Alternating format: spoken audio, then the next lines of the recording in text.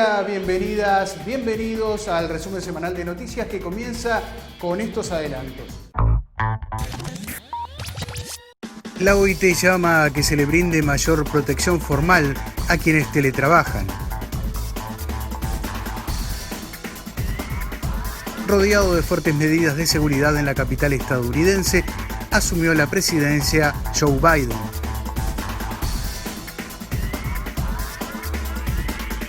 La CEPAL instó a repensar el desarrollo y reformar las políticas económicas de la región.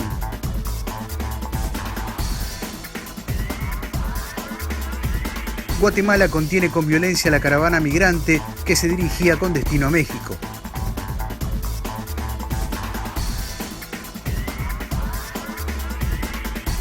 Manifestantes solicitan la destitución del presidente brasileño Jair Bolsonaro por su manejo de la crisis sanitaria. Y abrimos, como siempre, la columna editorial de la Confederación Sindical de las Américas a partir de este momento. En las últimas semanas, el mundo ha estado siguiendo la dramática situación por la que atraviesa Brasil, el país con mayor número de muertes por la pandemia del coronavirus en América Latina y que lleva ya más de 200.000 víctimas.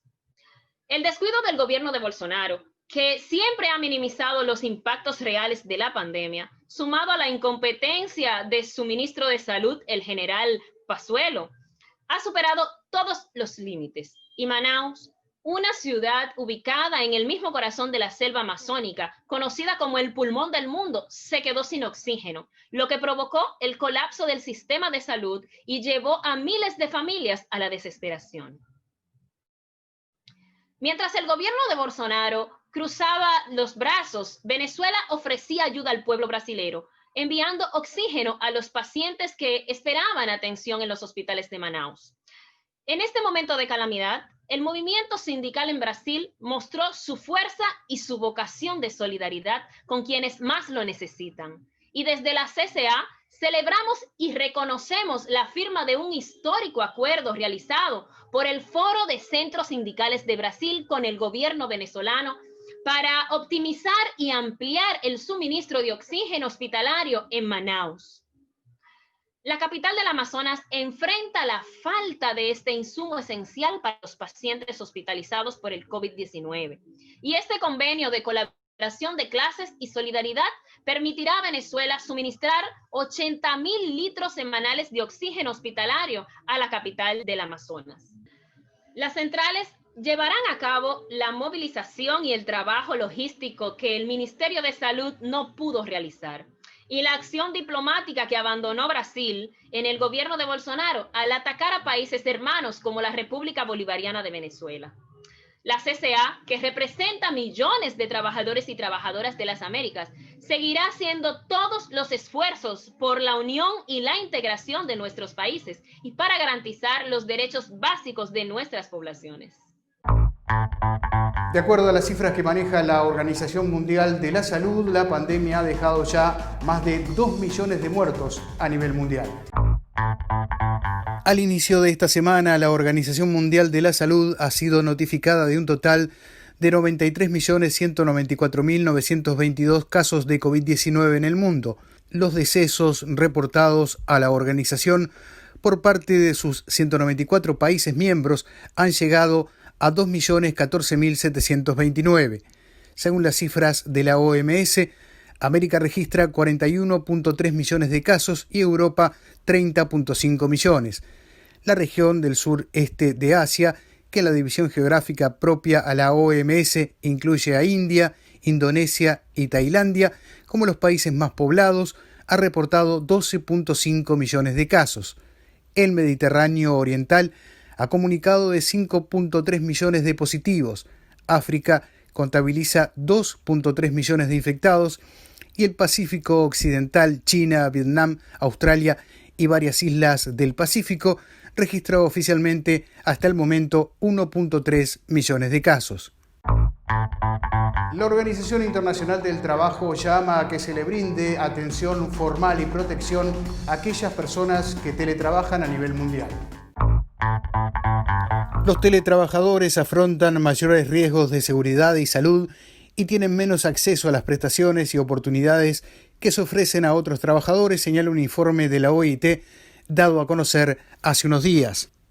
Dadas las malas condiciones laborales que afectan a estas personas, a menudo invisibles en los sectores económico y laboral, la agencia de la ONU llama a darles mayor protección formal, recordando la importancia del trabajo que llevan a cabo. El estudio alerta de un aumento sustancial de los trabajadores que operan desde su domicilio en el marco de la pandemia de COVID-19 y atribuye la falta de reconocimiento de su existencia a que las tareas que desempeñan se insertan en la esfera privada y en el rubro informal, como ocurre con cerca del 90% de los casos en los países de renta baja o media. Incluso en las profesiones que requieren un mayor grado de calificación, la remuneración es menor que la de otras personas que realizan labores equivalentes en un sitio oficial de trabajo. En este renglón cita los ejemplos del Reino Unido, donde el pago a estas personas es un 13% menor, Estados Unidos un 22%, Sudáfrica un 25% y Argentina, India y México hasta un 50%. Además de los mayores riesgos que encaran, generalmente no cuentan con acceso a los programas de capacitación para avanzar en su trayectoria profesional, no tienen la misma protección social que el resto de los trabajadores y no son parte de sindicatos ni convenios colectivos. Antes de la pandemia, la Organización Internacional del Trabajo cifraba en 260 millones a los teletrabajadores, es decir, representaban el 7.9% del empleo a nivel global. De esos trabajadores, el 56% o 147 millones eran mujeres. La Comisión Económica para América Latina y el Caribe, la CEPAL, instó a repensar políticas económicas para la región. La secretaria ejecutiva de la Comisión Económica para América Latina y el Caribe, CEPAL, Alicia Bárcena, instó a repensar el desarrollo y reformar las políticas económicas de la región latinoamericana para construir un futuro con más igualdad, solidaridad y cooperación internacional. Bárcena llamó a actuar ahora para controlar la emergencia de COVID-19 y pensar en el largo plazo para corregir los problemas estructurales que sufre la región. Bárcena recordó que la pandemia golpeó a una región ya asolada por problemas estructurales como la falta de competitividad auténtica basada en el cambio tecnológico y la diversificación, restricciones extremas, una desigualdad en alza y un aumento de las emisiones de dióxido de carbono sumado a la destrucción de la biodiversidad y los ecosistemas. Dijo que en este contexto se desarrolla actualmente la pandemia de la COVID-19, cuyas consecuencias harán caer el Producto Interno Bruto Regional 7.7% en 2020 y repuntar 3.7% este 2021, más que nada por un rebote estadístico, apuntó. Se suma un aumento de la pobreza en 208 millones de personas, con 78 millones de ellas que vivirán en la pobreza extrema, una baja de las exportaciones regionales de 14% y un incremento del desempleo a 10.7%, entre otros factores como el alza de la informalidad y las barreras para acceder a Internet que ya poseen 40 millones de hogares. En materia de economía, el Producto Bruto Interno de China creció 2.3% en el año 2020. El Producto Interior Bruto de China creció un 2,3% en 2020, unos datos que confirman que la economía del país asiático resistió a la pandemia de la COVID en un contexto de contracción económica mundial. Esta cifra es la más baja desde 1976. Sin embargo, de cumplirse con las previsiones a nivel mundial, China se situaría como una de las pocas economías mundiales en registrar expansión económica y especialmente como la única de las potencias globales en conseguirlo. En el último trimestre del año, el PIB chino se elevó a un 6,5% interanual, consolidando el camino de la recuperación tras el desplome del 6,8% entre enero y marzo, los meses más duros de la pandemia en el gigante asiático, que vinieron acompañados de semanas de parálisis económicas tras el Año Nuevo lunar. Tras esto, la economía repuntó un 3,2% en el segundo trimestre y un 4,9% en el tercero. En términos nominales, la riqueza total de China ascendió el año pasado a unos 15,68 billones de dólares. Mientras tanto, la producción industrial avanzó un 2,8% en el global del año, La inversión en fijos activos creció un 2,9% y la tasa oficial de desempleo urbano se mantuvo en los mismos niveles que en 2019, al situarse en un 5,2%. Y en medio de una ciudad capital fortificada en materia de seguridad, Joe Biden asumió la presidencia de los Estados Unidos.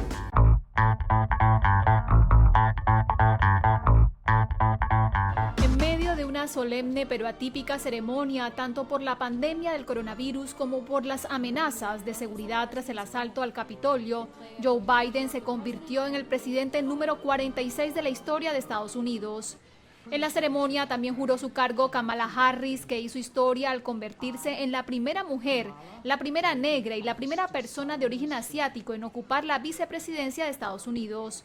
Biden juró su cargo sobre la misma Biblia que ha utilizado con este fin durante toda su carrera política, un enorme tomo que es propiedad de su familia desde 1893 y que mide casi 13 centímetros de ancho.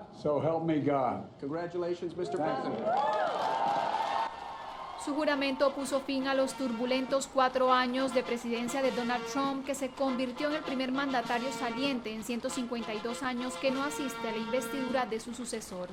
En la ceremonia, que comenzó con la caída de algunos copos de nieve, cantaron tanto Lady Gaga, que interpretó el himno estadounidense, como Jennifer López, que entonó This Land is Your Land. Esta tierra es tu tierra. Al terminar su actuación, López recitó en español el juramento de lealtad del país. Bajo Dios indivisible, con libertad y justicia para todos. El broche final lo puso Amanda Gorman, una poeta negra que a sus 22 años se convirtió en la más joven que ha pronunciado un poema en una investidura estadounidense y que conmovió a los asistentes al proclamar que el país entra en una era de redención. La ceremonia contó con el mayor despliegue de seguridad que cualquier investidura presidencial en la historia del país, bajo la atenta mirada de hasta 25.000 militares de la Guardia Nacional, 5 veces más que los que hay en Irak y Afganistán. Nos vamos a Brasil, donde manifestantes han solicitado la destitución del presidente Jair Bolsonaro por el manejo de la crisis sanitaria.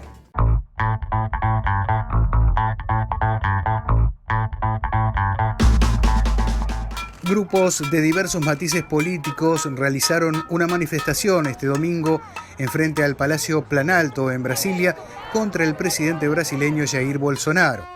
Los manifestantes portaban pancartas y carteles con la solicitud del impeachment del presidente mientras la aprobación de las vacunas contra la COVID-19 era debatida por la Agencia de Regulación de Salud, Anvisa. El presidente brasileño, que siempre ha minimizado la gravedad de la pandemia, no habló ni en sus redes sociales de la histórica aprobación de un inmunizante contra la enfermedad que ya mató a 209.000 ciudadanos en Brasil. Guatemala contuvo con violencia una caravana de migrantes hondureños que tenía como destino final Estados Unidos.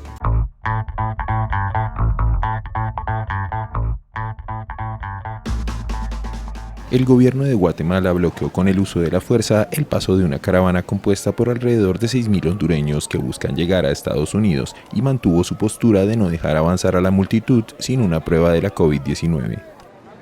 Los 6.000 migrantes se encuentran actualmente varados ante una barrera conformada por las fuerzas de seguridad guatemaltecas en el departamento de Chiquimula, fronterizo con Honduras y ubicado a 200 kilómetros al este de la ciudad de Guatemala.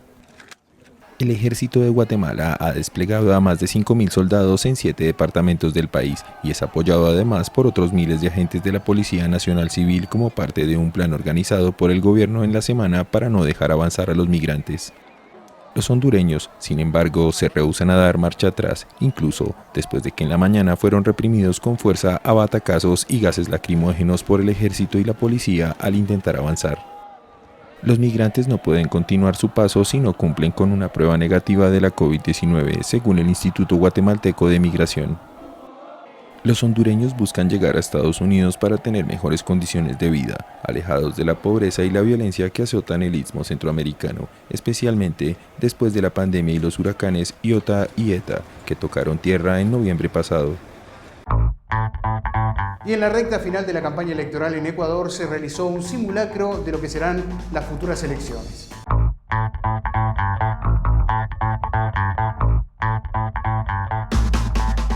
Ecuador entra este 17 de enero en la última parte de la campaña electoral con un simulacro de votación y el cierre del debate obligatorio convocado por el Consejo Nacional Electoral, CNE. El simulacro tuvo lugar a 21 días de las elecciones generales 2021, en las que 16 candidatos calificados en firme buscan suceder al jefe de Estado Lenín Moreno, que dejará el cargo el próximo 24 de mayo. En los comicios también se renovará la Asamblea Nacional, integrada por 137 legisladores, y se designará a los representantes al Parlamento andino. El primer simulacro se dio en cumplimiento con el calendario electoral establecido y se desarrolló de forma simultánea en 4.275 recintos electorales de las 24 provincias de Ecuador y en 101 recintos del exterior. El simulacro contó con el acompañamiento del Programa de las Naciones Unidas para el Desarrollo, la Organización de Estados Americanos y la UNIORE como observadores electorales. Participaron además la Policía Nacional, Fuerzas Armadas, observadores electorales internacionales,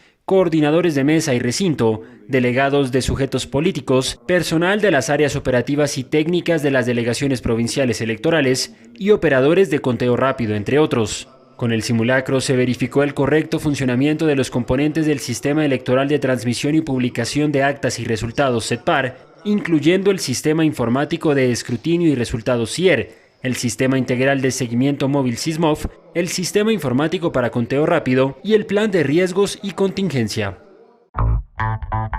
Se preparan las iniciativas de las organizaciones sociales de cara al Foro Social Mundial. En una llamada realizada el 14 de enero entre la CSI, CSA y organizaciones sindicales de Europa y de las Américas, se logró un acuerdo para el trabajo coordinado para reafirmar el compromiso del movimiento sindical con el Foro Social Mundial como espacio de diálogo y de construcción de plataformas y de iniciativas de la sociedad civil que en 2021 se realizará en modalidad virtual del 23 al 31 de enero. En este espacio se acordó organizar 4 iniciativas autogestionadas como colectivo sindical de la CSI y de llevar a la asamblea final del Foro Social Mundial virtual, la disponibilidad e interés de movilizarnos todos juntos en ocasión del próximo Foro Económico Mundial que se llevará a cabo en Singapur en el próximo mes de mayo. Las 4 iniciativas son Paz y Guerra, Nuevo Contrato Social, Justicia Social y Justicia Económica. Seminario virtual de las Juventudes Trabajadoras de Honduras fue realizado el pasado 14 de enero con transmisión de la CSA. La consigna era sobre los desafíos de las juventudes trabajadoras frente a los impactos de la pandemia y de los desastres naturales de 2020. Participaron del evento como panelistas Fanny Erazo, representante de la CUTH en el Comité de Mujeres Trabajadoras de las Américas, CMTA, Lucía Vigil, analista del Centro de Estudios de la Democracia, y Arax Mayorga, coordinador del Comité de la Juventud de la CUTH. Con la moderación de Naleli Domínguez, subcoordinadora del Comité de la Juventud de la CUTH, se abordó el tema desde la perspectiva de género económica y sindical. Fanny Erazo habló de la situación de las mujeres en el país.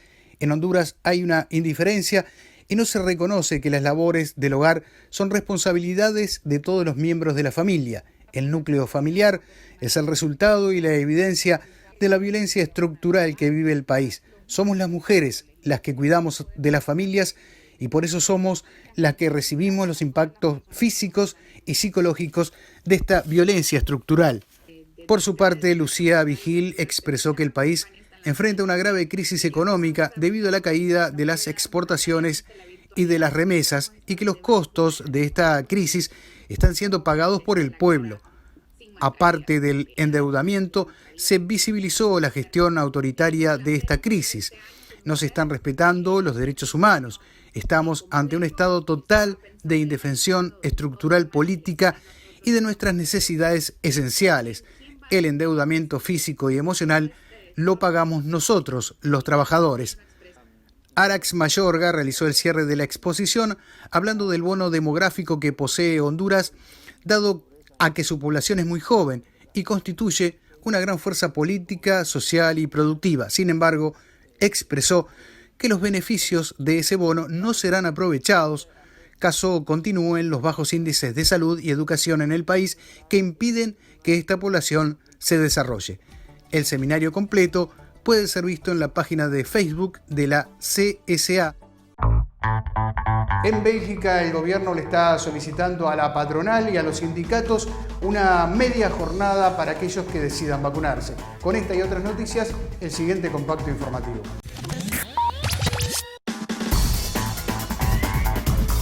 El viceprimer ministro y titular de Economía belga, Pierre-Yves Dermagne, planteará esta próxima semana a patronal y sindicatos la posibilidad de modificar la ley de contratación laboral para que los trabajadores puedan pedir un permiso especial de media jornada si quieren vacunarse. El Fondo Monetario Internacional espera que Argentina presente su plan económico de mediano plazo para restablecer la confianza y seguir protegiendo a los sectores más vulnerables.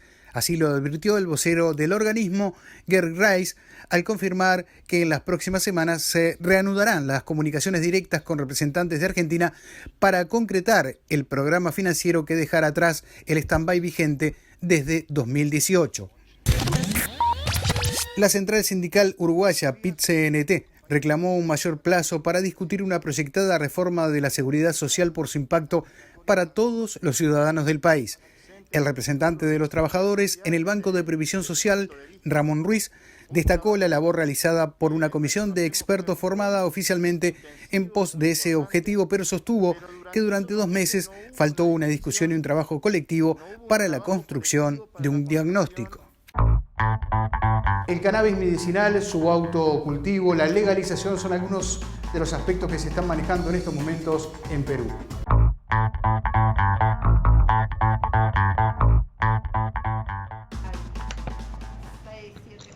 El uso terapéutico del cannabis en Perú está legalizado. Sin embargo, su distribución está restringida en los laboratorios y su comercialización apenas está en 3 farmacias de Lima. Es por ello que está en trámite un proyecto de ley que permita el autocultivo y el cultivo asociativo bajo prescripción médica. En el 2017, año en el que se aprobó la ley, Perú ganó una victoria cultural. Sin embargo, sigue siendo insuficiente para las personas enfermas que tienen que recurrir al mercado paralelo para poder obtener el cannabis. La actriz y activista Francesca Brivio, quien sufre de mastocitosis sistemática, cuenta su primera experiencia con el cannabis y cómo ayudó a su enfermedad, llegando a sustituir la toma de 32 pastillas. Y me ofrecieron fumar unas caladas y dije, ya, como para que me relajen, me dijeron, ¿no? Y le di un par de caladas y no solo es como que sentí relajo, sino sentí alivio de dolor. Y dije, o sea, no me había sentido como tan bien en muchísimo tiempo. Algunos médicos destacan su efecto anticonvulsionante, ansiolítico, antidepresivo y antiinflamatorio. Destacan que su consumo puede resultar en un beneficio integral para pacientes que, por ejemplo, tengan un glaucoma o Parkinson. Brivio y la Federación de Cannabis Medicinal de Perú incentivaron en octubre de 2020 la aprobación de un nuevo proyecto de ley en el Congreso para permitir el autocultivo y el cultivo asociativo de cannabis medicinal. La ley sigue en trámite en el Parlamento. De esta manera llegamos al final. Ha sido un gusto, como siempre, compartir este resumen informativo de la CSA. Soy José Sena, desde la sede continental de la Confederación Sindical de las Américas en Montevideo, Uruguay. Gracias por acompañarnos.